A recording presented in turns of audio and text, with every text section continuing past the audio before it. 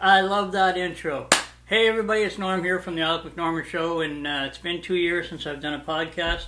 I'm very sorry to my 3 fans out there that must have missed it. I'm talking to you, Brian McEachern, and thank you for getting me back on my ass, off my ass, I should say, and back onto the podcast. So I appreciate you pushing me to get this done. So one of the main reasons why it's been 2 years is 2 years ago in April, I lost my sister to her battle of cancer, and that kind of sent me on a on again, off again, uphill, downhill fight battle with mental health issues, motivation, through a move in there from one apartment in Embrum to another. But you know, it's not all doom and gloom. You know, I've got support from my wonderful kids, Keely and Jara, and my beautiful wife Linda. And after a long battle over the last 2 years, and some help with my therapists, and of course Project Trauma Support, with some RTMS therapy and ketamine therapy, I feel like I'm in a better headspace to be able to put out a podcast. So here we are. Without further ado, let's get into some topics. Well, of course, first and foremost, as those of you already know, you know, politics is kind of my bag, with especially recently. So I will have to say that you know, unfortunately, the Conservatives lost. We lost. I thought. But luckily, we have that great responsibility and loyal and awesome politician, Prime Minister Mark Carney. Fucking bobblehead that he is. Okay, so anyway, we're going to have to redo that. Alright, let's get moving on to some topics here.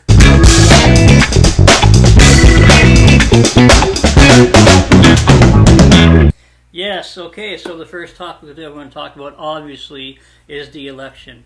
I've taken some heat, you know, over the last little bit. It's funny how a lot of the comments and stuff on social media have seemed to die down. Nobody wants to have the conversation any longer. But hey, you know what? The Conservatives lost.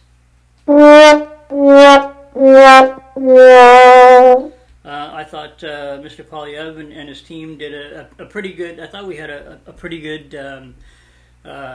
you know, platform, an excellent platform, really. I thought that the campaign went well. I think we lost points on him sticking with the, you know, the same sticking points, or speaking points, I should say. Sorry, of you know, over the last 10 years of liberal and guns up, and you know, sloganeering and stuff like that. I think that's what lost a lot of people. In fact, the majority of people that I speak to or spoken to since the election says that, you know, they really liked a lot of the Conservative platform, but for some of them, many of them, Mr. Polyev did not resonate. Although having to say that, you know, I can honestly see, you know, if Mr. Polyev didn't resonate with you, then, you know, I can certainly see the attraction of Mr. Carney. Yeah, there's a guy that you can really fucking put, you know, put your trust in 100%, Mr. fucking, I consider myself to be a European, but I think I'm going to be the Prime Minister of Canada now. Like, I can't believe fucking people actually bought into that shit. And then they're sitting there and, you know, like, on one social media thing, Facebook, you know, I was talking to somebody and I, you know, somebody said, well, you know, Canadians voted for him. I said, no, fucking morons voted for him. And then somebody comes back with, well, you know, name calling is blah, blah, blah. And I'm like, okay, like, I'm not name calling. Like, I can't help it. Like, if you, let me use this analogy, okay? My brother was 4 years older than me. His name was Jerry. I think I mentioned him in other podcasts. Not only was he older than me, but he was also quite bigger than me, right? So what he would do is he would come up to me as a kid and he'd take my hands and be like, stop hitting yourself. Stop hitting yourself. And I'm not the one that's hitting myself. He's a much bigger guy. He's got my hands. Stop hitting yourself. Stop hitting yourself. It's like me saying, okay, Jerry, stop. Stop doing that. I don't want that anymore. But here comes my cousin Keith, and fucking Keith grabs my hands and goes, stop hitting yourself. Stop hitting yourself. You see how fucking stupid that is? Would that not make me a moron to say, hey, Jerry, stop, but Keith, come on in and do the same thing? That's what I'm talking about. So the fact that you have done that you've actually taken the last 10 years of more than enough, what's the word I'm looking for here? More than enough evidence to show that the Liberal government doesn't give a flying fuck about Canada, doesn't give a flying fuck about you, but you seem to think that because they have a new leader that everything's going to be different and everything's going to change. Well, I'm here to tell you that is simply, by definition, moronic. So here we go with another 4 years of stop hitting yourself, stop hitting yourself. It's crazy. All right, moving on for that. Okay, so there we go. All right. So, having said that, we're talking about the economy now. Okay, so Liberals won. That's great. They're in. They're not coming back into Parliament for until May 25th. So another 2 weeks, and then they're gonna sit for a week, and then they go on fucking summer vacation, making their fucking $400,000 for the Prime Minister, $289,000 for the ministers, and then I think the other ones are like $180,000 or something like that. That's a pretty good fucking gig for me. I think if it wasn't for my history of saying stupid shit on social media, I would actually run for government, man. Like it's a pretty good fucking gig if you ask me. Anyway, I promised Linda that I wasn't going to get too excited while doing these things here, but here it is. It's just, this is me. I can't take it. Can you tell that I've been taking therapy and things are going pretty good for me, actually? Well, I don't know. I just keep getting a little bit upset here. Okay, so, economy. Well, right after, it was 2-3 days ago, I think it was, Bell Canada that was given, get this, $126 million to put high-speed internet up in Labrador and Nunavut and stuff like that. They have now said that they're not going to do that because it's not fiscally feasible. It's not viable for them to do it. Now remember, they were given $126 million from the provincial government and also and the federal government. Now they're walking away with that money in hand, mind you, and it was going to only cost them $110 million to do the project. That's a $16 million profit for the company. But that's not viable. They can't seem to do it. Oh, but wait, what are they going to do? Well, they're buying a fiber optic cable company in the States, and they're going to go to underrepresented, underdeveloped, they're going to put the high-speed internet in the States instead of their own country, where they motherfucking got paid by the government. Is that money coming back to us? I don't know. Do you think it should? Yes. Is a $16 million fucking profit not enough for these fucking people? And of course, you're not going to see anything on CTV News about this because, hey, who owns fucking CTV? That's right, Bell Media. Woo! Isn't that awesome? All right, so there you go. Tariffs. Haven't heard anything about tariffs since the election. Mr. fucking Wonderful goes down to meet with Trump, which that gets me going, by the way, because before the election, it's like, nobody can stand up to Donald Trump like me, especially Mr. Polyev, who's basically Trump himself. He looks up to him. And then, what does Mr. Fucknuts do when he gets there? Well, let's have a look here. A quote from Mr. Carney. "Thank you for your hospitality and above all for your leadership." I thought he said Trump wasn't a leader. If Trump was a leader and Polyev wanted to be like Trump, wouldn't fucking Polyev be the better leader? But I digress. "You're a transformational president focused on the economy with a relentless focus on the American worker. Securing the borders, ending the scourge of fentanyl and other opioids," which the Liberals said the Conservatives blew out of proportion, there wasn't one, "and securing the world." Are you fucking kidding me? That's what standing up to a bully looks like to the fucking Liberals? Man, he might as well have fucking just... I apologize, I had to calm down there. So now we're back with another discussion point, which is crime. You know, crime. Where people go out and use illegal guns brought in from the States. So much for securing the border, as Mr.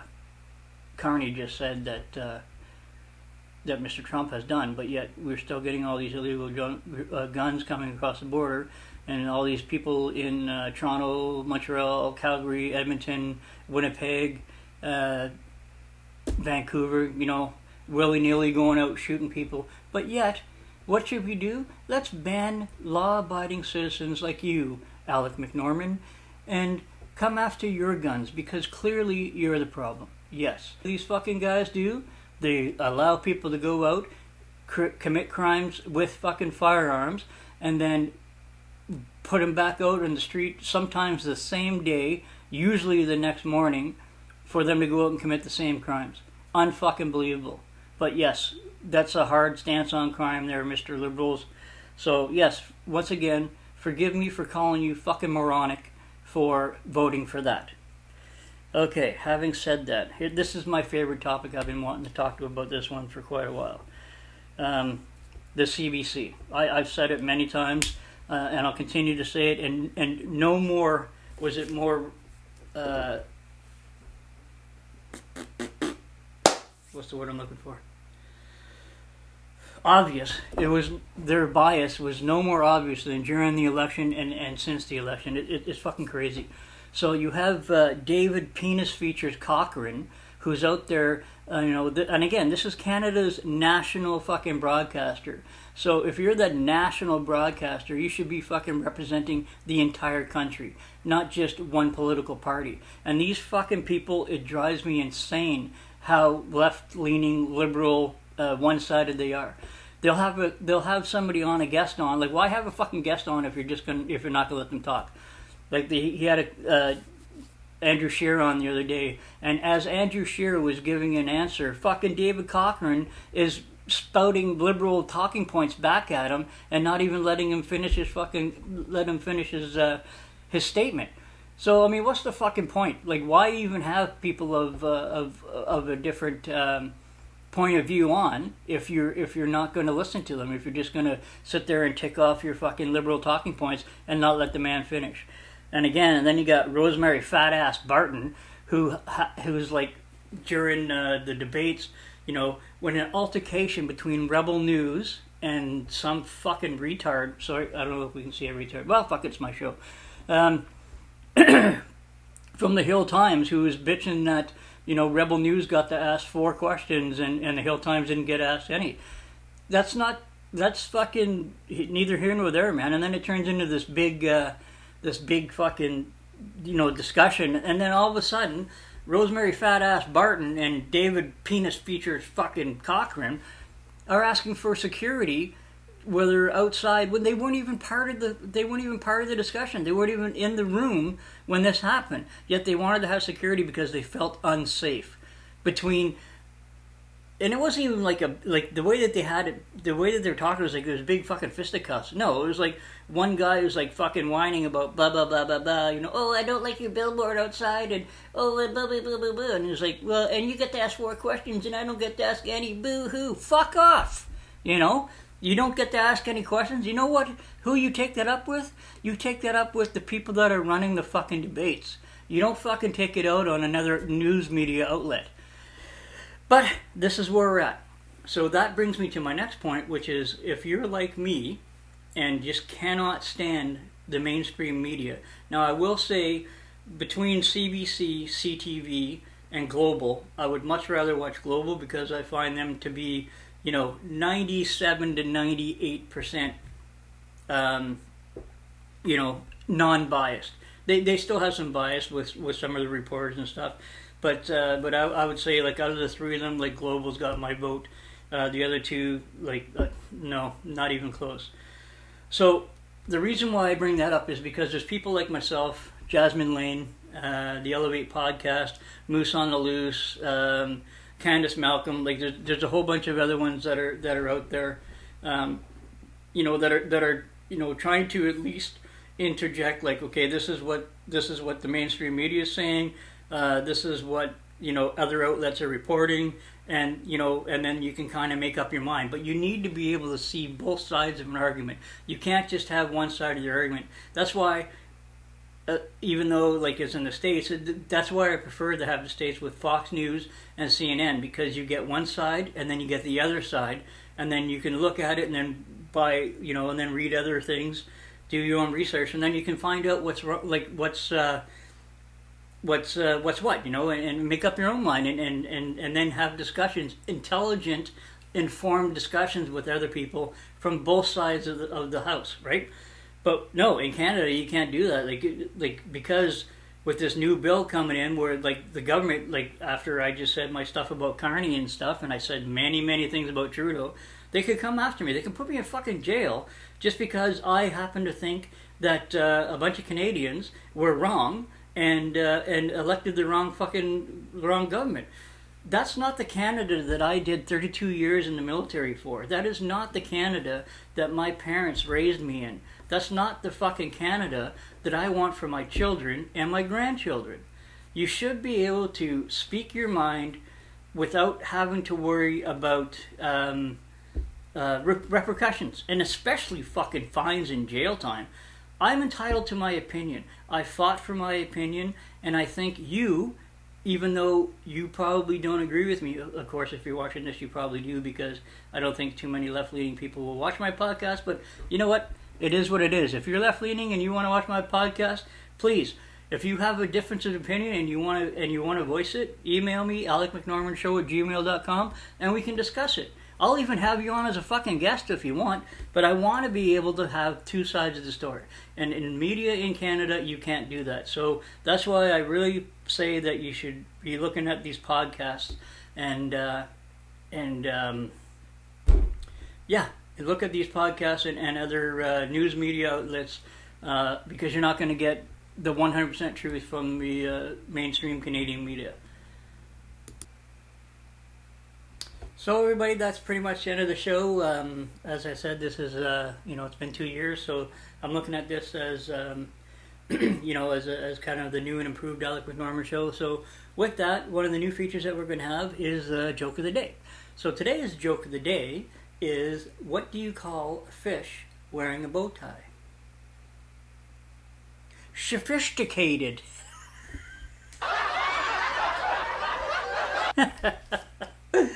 Okay, well, there's going to be more of those. There's also going to be meme breakdowns. What else do I have on my list here?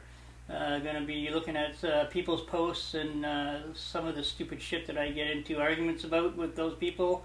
And what's this other thing? Oh, yeah, and then things that absolutely frustrate me, which basically this whole episode was about. But stay tuned. Thanks for this. The show is a little bit rusty. I'll get back into a bit of a flow later on. I got some upcoming guests coming up. Tony Devlin, a gentleman that I met through work, who has had his struggles with addictions and stuff. Very interesting story, and we'll have some topics about if you're struggling with addictions and everything, and how you can get some care for that. I'm also going to have Josh Rowlands on, who is a former military member who has a couple of businesses on the go, and ownership of a hockey league. So that's pretty exciting. And Dave Moreau has said that he would love to come on to the show as well. So that's good. Once I get some more guests, I will put it out there, and I promise that next episode and episodes henceforth, I will not sound like fuckface Carney and with all the ums and the ahs and the ers, and I'll be much more polished. So, as usual, be kind whenever you can, but have a plan to kill everybody in the room.